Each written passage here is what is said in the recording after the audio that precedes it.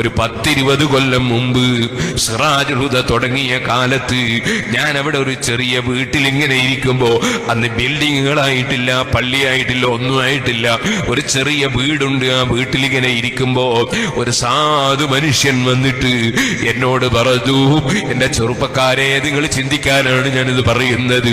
അദ്ദേഹം പറഞ്ഞു, ഉസ്താദേ, നിങ്ങൾക്ക് എന്നെ അറിയാമോ? എനിക്ക് പെട്ടെന്ന് മനസ്സിലായില്ല. എനിക്ക് അദ്ദേഹത്തിന്റെ പേര് പറഞ്ഞു തന്നു. എന്നിട്ട് പറഞ്ഞു, നിങ്ങൾ ഓതിപ്പടിച്ച പുല്ലൂക്കരയിലാണ് ഞാൻ. എന്നിട്ട് പേര് പറഞ്ഞു തന്നപ്പോ അതാ എനിക്ക് അദ്ദേഹത്തെ ഓർമ്മ വന്നു.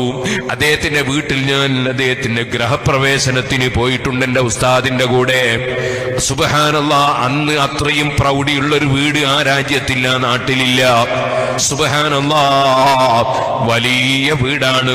ഞങ്ങളന്ന് ചെന്ന് അവിടുന്ന് ദുആ ചെയ്തൊക്കെ എനിക്ക് ഓർമ്മയുണ്ട്. അദ്ദേഹത്തിന്റെ കാറിൽ ഒരു ദിവസം ഞാൻ ബഹുമാനപ്പെട്ട ഉസ്താദിന്റെ വീട്ടിലേക്ക് പോയതും എനിക്ക് ഓർമ്മയുണ്ട്. സുബ്ഹാനല്ലാഹ്, അദ്ദേഹവുമായി എനിക്ക് പരിചയമുണ്ട്. അദ്ദേഹം എന്നോട് പറഞ്ഞു, എന്റെ ഇപ്പോഴത്തെ അവസ്ഥ നിങ്ങളറിയോ? എന്റെ വീട് ഞാൻ വിറ്റുപോയി. എനിക്കൊരുപാട് വാഹനമുണ്ടായിരുന്നു, ബസ്സുണ്ടായിരുന്നു, വിറ്റുപോയി.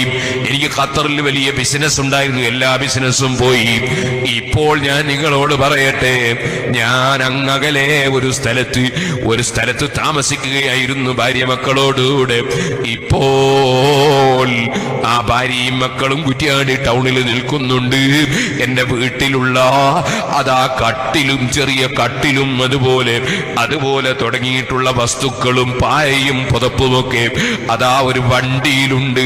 തൽക്കാലം അതൊന്ന് എനിക്ക് ഇറക്കി വെക്കാൻ നിങ്ങളൊരു സ്ഥലം സൗകര്യം ചെയ്യുമോ? ഞാനിത് കേട്ടപ്പോൾ അന്താളിച്ചു പോയി. ഞാനിങ്ങനെ ചോദിച്ചു, എന്താണ് ഇങ്ങനെ സംഭവിക്കാൻ കാരണം? സുബ്ഹാനല്ലാഹ്, പലതിനും പല നിമിത്തമുണ്ടാകുമല്ലോ. സുബ്ഹാനല്ലാഹ്, ഞാൻ അദ്ദേഹത്തിന് തൽക്കാലം ഒരു സൗകര്യം ചെയ്ത് കൊടുത്തിട്ട് അദ്ദേഹത്തിന്റെ കുടുംബത്തിൽ ആരുണ്ടെന്ന് അന്വേഷിച്ചു. ഉമ്മയുണ്ടെന്നറിഞ്ഞു. ഞാൻ ഉമ്മയുടെ സമീപത്തൊരാളെ പറഞ്ഞയച്ചു. എന്താണ്? സുബ്ഹാനല്ലാഹ്, നല്ല പ്രൗഢിയുള്ള വീട്ടിൽ താമസിക്കുമ്പോ ഉമ്മാനോടെന്തോ അതബ് കേട് പറഞ്ഞുപോയി. ഉമ്മാമ ചെറിയ കുട്ടിയെ നിലത്ത് വെച്ചപ്പോൾ ഉമ്മാമയോടൊരൽപ്പം കസർത്ത് സംസാരിച്ചു പോയി. ഉമ്മ ആ വീട്ടിന്റെ മുറ്റത്തോ മറ്റോ തുപ്പിപ്പോയപ്പോൾ അതിനെ വല്ലാത്ത ഗൗരവത്തിൽ ചോദിച്ചു പോയി. ഇങ്ങനെ ഒരു സംഭവം നടന്നുവെന്ന് ഞാൻ അദ്ദേഹത്തിൽ നിന്ന് മനസ്സിലാക്കിയപ്പോ ഞാൻ എന്റെ ഒരു സ്നേഹിതനെ ഉമ്മാന്റെ സമീപത്തേക്ക്